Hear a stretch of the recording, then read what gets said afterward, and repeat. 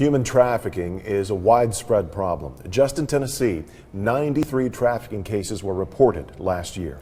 Channel 3's Grace McKenna spoke with a survivor who says the face of human trafficking isn't what you might think. Just after turning 21, Hannah Blair met a man in Alabama. Like so many women, she didn't realize she was being trafficked until she was stuck. Hannah shared her story with me. She says it's not the stranger in the parking lot who you need to look out for. He seemed like a gentleman. A dream guy. He seemed like the perfect guy. He took care of my bills. He took care of if I had a financial need, he took care of it. Turned life into a nightmare Hannah Blair never saw coming. I didn't recognize that what I was in was a trafficking situation. Like many trafficking victims, Blair had been abused before. She didn't see the signs. He went from talking about taking me home to meet his mom to taking me home to please his friends, and from praising me to berating me, from kissing me to hitting me. Until it was too late. There were police officers, there were youth pastors, I have been stripped and stood in a room while men bid on what they thought a night with me was worth. Blair escaped, moving from Alabama to Chattanooga.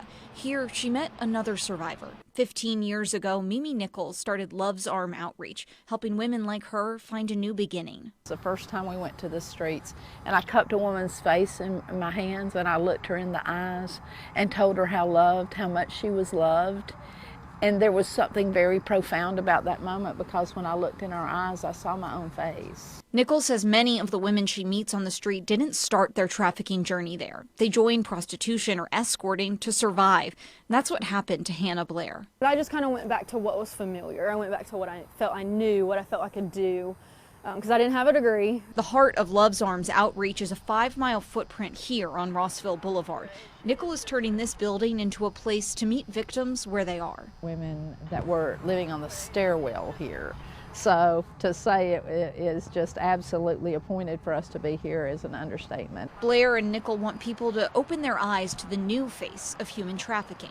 Everybody's looking for the strange guy who follows you in Walmart or the creepy looking van. So people are not seeing what's right in front of them. To stop it, we have to see it for what it is. So that those walls of denial and blindness can come down. If you or someone you know may be a victim of human trafficking, call the National Human Trafficking Hotline at the number on your screen. Reporting in the studio, Grace McKenna, Channel 3 Eyewitness News. And we have information about Love's Arm Outreach inside this story in our app.